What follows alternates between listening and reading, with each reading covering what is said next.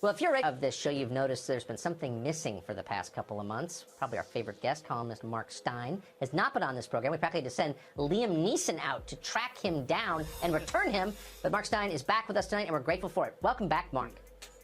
Hey, great to be back with you, Tucker. Yeah, Liam Neeson rescued me from a bunch of Albanians who've been holding me. It's Taken 12 coming to the multiplex near you anytime soon. Good. I'll be first in line.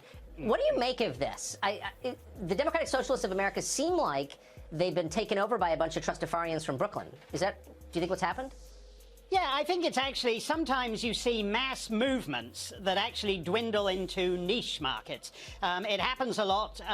Broadway, for example, used to be the mainstream of American popular culture and then became a little boutique thing. Same thing happened with jazz. And these guys have gone the same way. And in fact, they're using the same choreography, those jazz hands. I don't understand why clapping, you've been talking about real problems with men in America.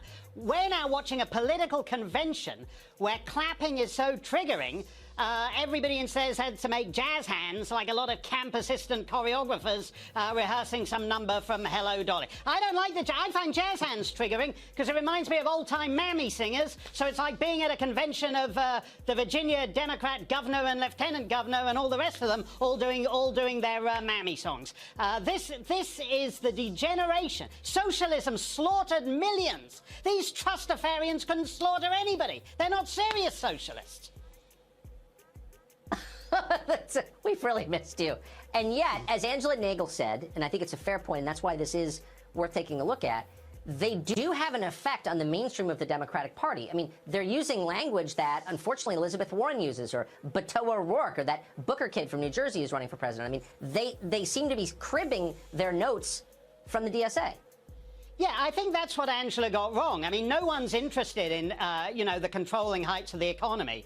This nonsense is actually what they're about. And if you listen to the Democrat debate, which I watched from thousands of miles away, so it seemed even weirder, Cory Booker at one point said, we don't talk enough about trans Americans, and in particular, we don't talk enough about African American I want to make sure I get this right. African-American trans Americans. And of course, the answer to that is that on these terms, you can never talk enough about African-American trans Americans. This obsession with boutique demographics, which they take as seriously. It's basically like Downton Abbey for progressives. It's does the second son of the Viscount get to sit next to the younger daughter of the Marquis? That is actually this, oh, well, I am a white woman of privilege, so I have to sit down at the far end of the table because an African-American, trans-American, non-binary person gets to sit at the head of the table. They take it all seriously. The presidential candidates take it seriously. It's an alternative reality that they've successfully created. And it's boring as hell. If only they would spend 4 minutes telling us what they think of the Federal Reserve Bank, I'd be kind of excited. Mark Steyn, they've never heard of the Federal Reserve. Great to be back with you, Tucker. What does that have to do with trans Americans? So good. Thank you. Good to see you.